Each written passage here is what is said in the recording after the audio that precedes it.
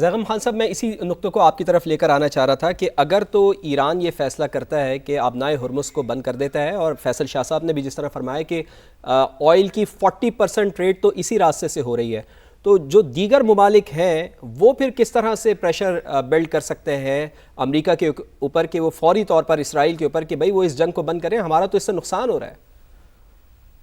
اچھا، ایک تو میں ایڈمرل صاحب کی تو گفتگو نہیں سن سکا، اس لیے میں جی اپنی رائے دوں گا، مجھے معلوم نہیں انہوں نے کیا کہا۔ جی دیکھیے، آبنائے ہرمز جو ہے وہ بہت ہی ایک تو اہم سپلائی لائن ہے، اور سب سے بڑا جو وہاں خریدار ہے ہرمز کے آئل کا وہ چین ہے۔ لیکن جی اصل مسئلہ جو ہے وہ مختلف ہے۔ مسئلہ یہ ہے کہ جب سپلائی میں کمی آتی ہے اور ڈسرپشن آتی ہے، اور 40% اگر ڈسرپشن آتی ہے، تو پھر جو تیل کی قیمتیں ہیں اس پہ کیا اثر پڑے گا ساری دنیا کے لیے؟ کیونکہ دیکھیں، مارکیٹ اورینٹڈ اکانومی ہے۔ جب تیل کی قیمتیں اوپر جائیں گی تو وہ سب کے لیے جائیں گی، یورپ کے لیے بھی جائیں گی، خود امریکہ کے لیے بھی جائیں گی۔ امریکہ کی جو تیل امریکہ میں پیدا ہوتا ہے اس کی قیمتیں بھی آسمان پر جائیں گی۔ تو معیشت کو جو انفلیشن کا جھٹکا لگے گا وہ ایک بہت بڑا جھٹکا ہوگا۔ فوری طور پر ایک تو انڈسٹری کو بھی جھٹکا لگے گا۔ ظاہر ہے اگر چائنا کو یہ سپلائی اتنی زیادہ ڈسٹرپٹ ہوتی ہے تو اس کا چائنیز انڈسٹری پہ اثر پڑے گا، اور چائنیز انڈسٹری پر اثر پڑے گا تو چائنا پوری دنیا کا مینوفیکچرنگ ہاؤس ہے، تو دنیا بھر میں جو ہے وہ چیزیں مہنگی ہوں گی۔ یعنی ایک تو تیل مہنگا ہوگا، اس کے ساتھ پھر دنیا کی جو دوسری چیزیں جو پروڈکٹس ہیں وہ بھی مہنگی ہوں گی۔ پاکستان جیسے ملک جو تیل خریدتے ہیں، اپنا تیل پیدا نہیں کرتے، ترقی پذیر ملک ہے، تو سب سے زیادہ جو ہٹ لگے گی یہ ان ملکوں کو لگے گی۔ لیکن ایران پر آپ کیا کر سکتے ہیں؟ دیکھیں، ایران جو ہے اس وقت اس کے پاس جو سب سے جو اس کا اس وقت نیوکلیئر آپشن ہے، سب سے خطرناک چیز ہے، وہ اس کی آبنائے ہرمز کو بند کرنا ہی ہے۔ یا تو وہ میزائل پھینک سکتا ہے جو کسی حد تک اثر کر سکتے ہیں، اس وقت ہمیں پتہ نہیں کہ گزشتہ جنگ کے بعد کتنا سٹاک پائل وہ استعمال کر چکا ہے، کتنا سٹاک پائل اس کے پاس موجود ہے، وہ کتنا عرصہ رکھ سکتا ہے۔ یا دوسری چیز ہے ہرمز کو بند کرنا، جس کی کیپیسٹی اس کے پاس موجود ہے، کیونکہ یہ بہت زیادہ مشکل، بہت زیادہ ٹیکنیکل کام نہیں ہے، اور جس کی قیمت دنیا کو بہت بڑی دینی پڑے گی۔ تو یہ ایران کا ایک ڈیٹرنس ہے جسے وہ استعمال کرنے کی کوشش کرے گا۔ اب جو باقی خطے کے ملک ہیں وہ تو ظاہر ہے پہلے سے ہی اس بات سے خوف زدہ ہیں اور کوشش کر رہے ہیں کہ یہ معاملہ اسکیلیٹ نہ ہو۔ پاکستان اور جو دوسرے اسلامی ملک ہیں وہ تو مسلسل ٹرمپ کو، امریکہ کو کنونس کرنے کی کوشش کر رہے تھے، اپنی طرف سے میڈیٹ کرانے کی بھی کوشش کر رہے تھے کہ یہ معاملہ جو ہے بڑھے ہی نہ، یہ کنفلکٹ کی صورتحال پیدا ہی نہ ہو۔ یہ تو سب ملک ایک ڈپلومیٹک پریشر کے علاوہ کچھ نہیں کر سکتے۔ اس وقت جو امریکہ اور اسرائیل کی طاقت ہے اس کے مقابلے میں وہ دوبارہ ڈپلومیسی کی کوشش کر سکتے ہیں، پلیڈ کر سکتے ہیں، کیونکہ ایک طرف یہ معاشی خطرات ہیں اور دوسری طرف جو ہے وہ سیکیورٹی کے خطرات ہیں جو پورے ریجن کے لیے بہت بڑے خطرات ہیں، پاکستان سمیت۔ ٹھیک۔ اچھا زغم خان صاحب، جس طرح آپ بھی فرما رہے ہیں کہ پاکستان کے لیے بھی اس میں خطرات ہیں، تو پاکستان کے لیے پاکستان کا رول اس میں کیا ہونا چاہیے؟ چونکہ ہم یہ دیکھ رہے ہیں کہ ایک طرف ہم انگیج ہیں طالبان کے ساتھ بھی، اور وہی والا نقطہ کہ جو طلعت صاحب بیان کر کے گئے تھے کہ مودی جب وہاں پر موجود تھا تو اس کے بعد انگیج کیا گیا پاکستان کو طالبان کے ساتھ، لیکن ان تمام حالات میں جو ہمارا بارڈر ہے، خاص طور پر ایران کے ساتھ وہاں پر بارڈر ہے، اس پہ کیا کوئی اثر پڑ سکتا ہے؟ اور اس کے ساتھ ساتھ ہم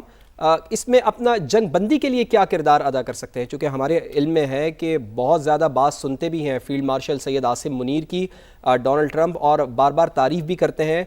پاکستان کے پرائم منسٹر وزیر اعظم میاں محمد شہباز شریف کی بھی۔ تو ہم بنیادی طور پر اس جنگ بندی کے لیے اپنا کردار ثالث کے طور پہ کیسے ادا کر سکتے ہیں؟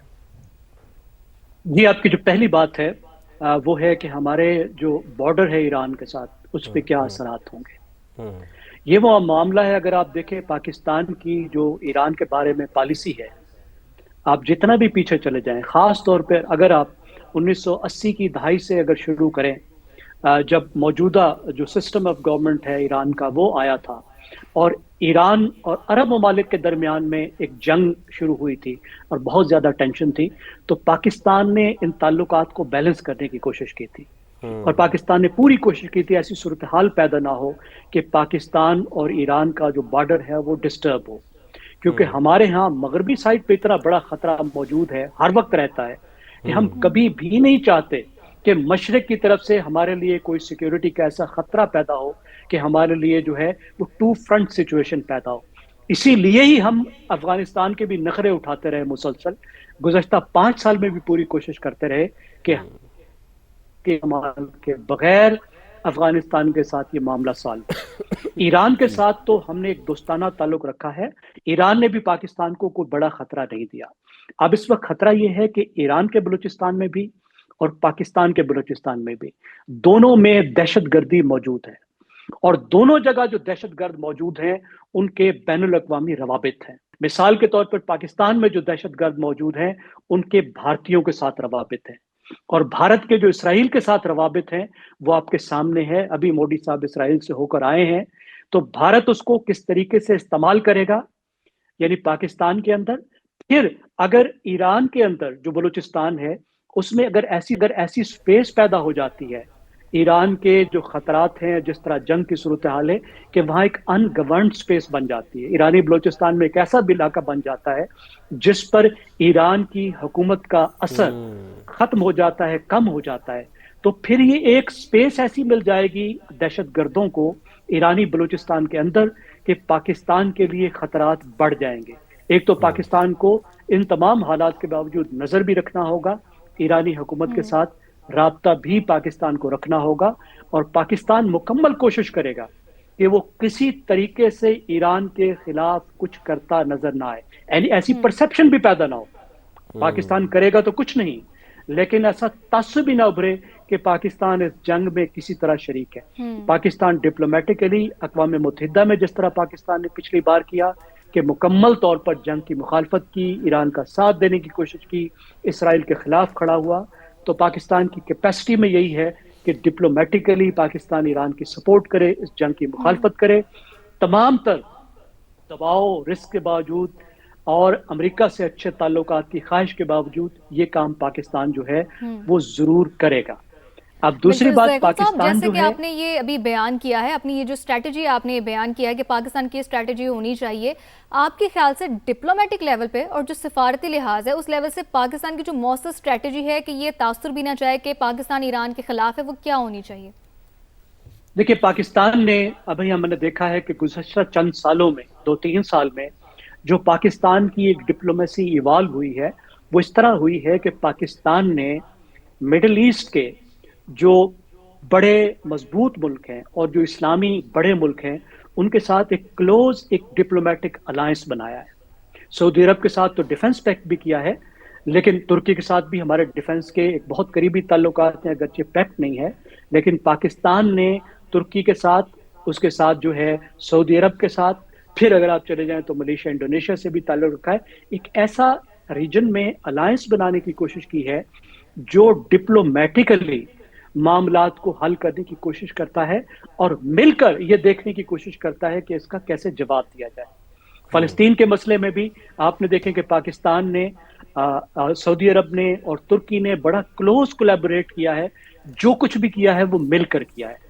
ابھی بھی آپ دیکھیں گے کہ پاکستان یہی کرے گا کہ اس مسئلے کے لیے بڑا قریبی پاکستان کا رابطہ رہے گا سعودی عرب اور ترکی کے ساتھ سب سے زیادہ، صحیح. لیکن دوسرے عرب اور اسلامی ملکوں کے ساتھ بھی، اور مل کر کچھ ایسی صورتحال کرنے کی کوشش کرے گا کہ مل کر جو ڈپلومیٹک وزن بنتا ہے ان سب کا، اس کے ذریعے سے اس مسئلے کو حل کرنے کی کوشش کی جائے. اس مسئلے کو حل کرنے کی کوشش کی جائے. زیغم خان صاحب، بہترین ممکنہ نتیجہ اور بدترین ممکنہ منظرنامہ آپ کیا سمجھتے ہیں کیا ہو سکتا ہے؟ اگلے 72 گھنٹے کس حد تک فیصلہ کن ثابت ہو سکتے ہیں؟ دیکھیں بہترین یہ ہو سکتا ہے کہ اس وقت یہ حملے روک دیے جائیں. ایسا ہو کہ امریکہ جو دھمکیاں دے رہا ہے، جو بات کر رہا ہے، کیونکہ صدر جو ہے امریکہ کے وہ بعض اوقات بڑی بڑی باتیں کر رہے ہوتے ہیں جبکہ ان کا وہ مقصد نہیں ہوتا.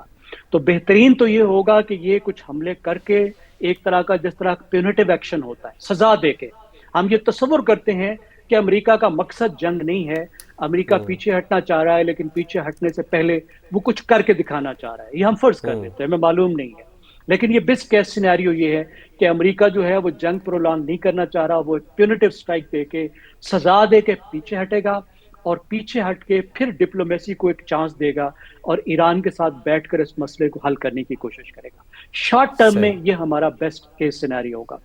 ورسٹ کیس سینیریو یہ ہوگا کہ ایک طرف سے تو یہ جنگ جو ہے اچھا زیغم خان صاحب، چونکہ